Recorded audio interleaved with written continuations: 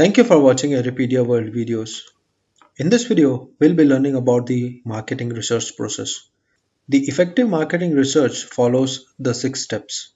First is where you define your problem, you identify your problem, you determine which research design you will use to solve this problem, you collect the information according to the design, you analyze the information, you present the findings to the managers or to the top level managements like CEO, CTO, or CFO. Then you take a follow up. These all processes can be done by a marketing executive or you can hire a researcher as well. First is defining the objective, that is knowing your problem.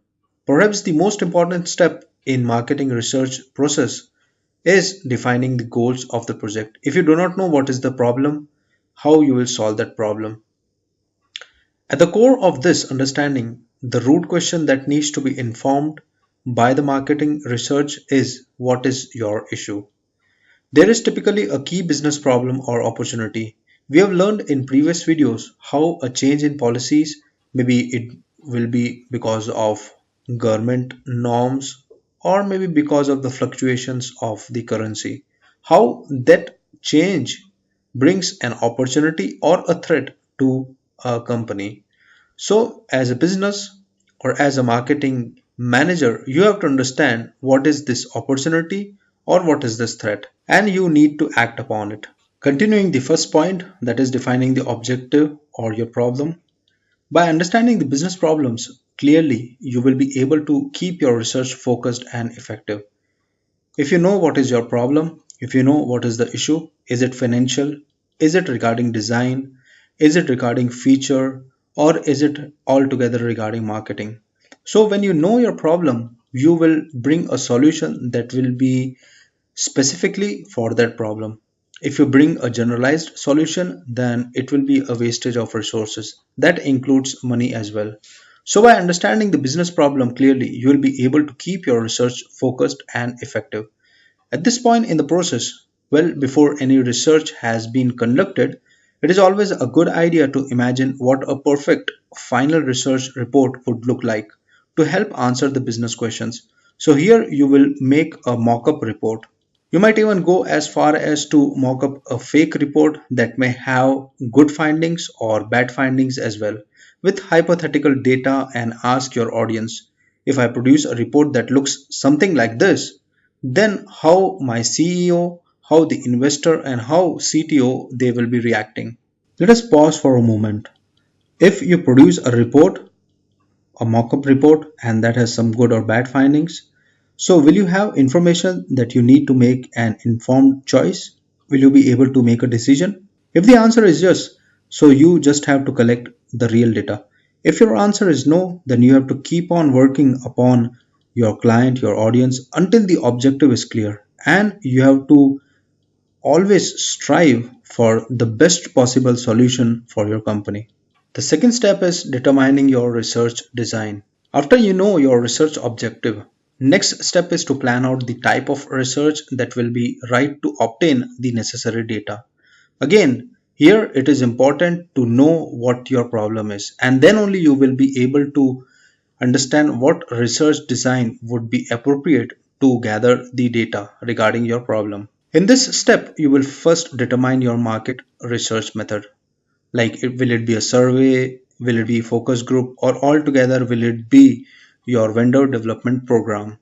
Here we have to understand through specifics how about you will go and you will identify and choose your sample, how and where you will gather your sample, and where will you find them. If your problem is financial, then the solution would be in and around the investors. If your problem is pricing, then the solution will be in and around supply chain management. If your problem is features, then the solution will be in and around the design department. So, first you have to understand what your problem is, then only you will be able to understand what research design will be best to solve the particular problem. This also involves the time to plan how you will conduct your research. Will it be through telephone, in person, mail, or internet? During this step, you have to always remember to keep the end goal in mind. and ultimately what will your final report look like. So based on that, you will be able to identify the types of data analysis you will be considering, like simple summaries, advanced regression analysis, etc., which ultimately dictates the structure of the questions that you will be preparing to ask your subjects or your customer or clients. There are mainly three types of research that can be done. First is exploratory research, which will help you to gain broad insights, narrow your focus, and learn the basics necessary to go deeper.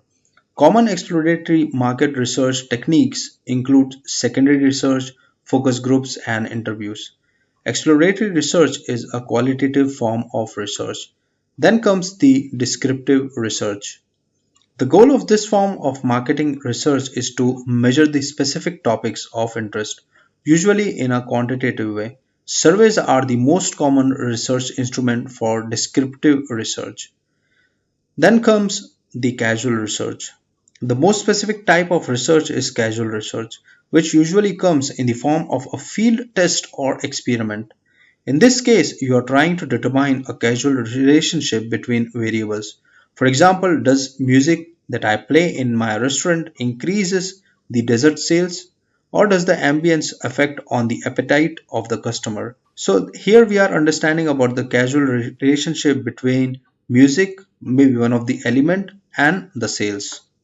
Then collecting the information. This is the most expensive stage of the research. Collecting the primary data by interviewing, observing, and experimenting can be done by people or machines, but it involves money and resources. Unfortunately, this step is the weakest link in the research process as well, because it is prone to much errors. For example, some respondents may not be available at home when you visit them to collect information, or the information that they will be wrong, or they will give incomplete information. So they must be contacted again or be replaced altogether. Others may not cooperate, they will give biased or dishonest answer. It is equally difficult to motivate data collectors. Largely they are part-time workers doing a monotonous job, and they require proper training, incentives, and supervision. So getting the data right is critical here. Once you have the data, next process is to analyze your data. The value of the research will be determined by its result. No matter how rich data or how poor data you have, if you do not analyze it, then the whole research will come to nothing. Thus, the data collected is to be analyzed and interpreted. The researchers tabulate the data. Averages and measures of dispersions are calculated for major variables. There are advanced statistical techniques that are also used for discovering additional findings. If all the data that you have collected is on the scraps of paper, you will probably need to get it in spreadsheet form. If it is already in spreadsheet form, it's time to make sure that you have got it structured properly. You have to run summaries with tools provided in your software. Typically, it will be Excel or some software like SAP. You have to build table and graph, segment your results by groups that makes sense, like age, gender, income, location, and other things, and look for major trends in your data. The next step is to present the findings. Here you have to present your findings to your seniors, CEO, CTO, and sometime investors as well. The researcher or the marketing executive who is undertaking the research program should present the findings that are relevant to research objectives. The findings should be in and around the research objectives. It should be crisp, it should be to the point. It has to be something that will help management in taking the final decisions. A research report is an effective tool that can be used to present the research findings. You can make a PowerPoint, you can share it through mail, you can altogether print it out and give the hard copies to your audience. It reflects the skills and the quality of researchers. It can be a written or an oral presentation as well. Visual aids such as line chart, pie chart, bar chart, pictographs, and other things will be useful. A well presented report indicates the confidence level of the researcher in presenting the strategies that help in managerial decision making. The last step is to follow up. Once you have presented the finding, analyzed the data, collected the data, known the problem, had the best research design, you are done with everything, you have presented your report. But here comes one more important step of following up. A researcher should follow up their studies so that they can determine the results that they have presented are useful or not. Without a follow up, they will not know that whether the research has met the management's requirement.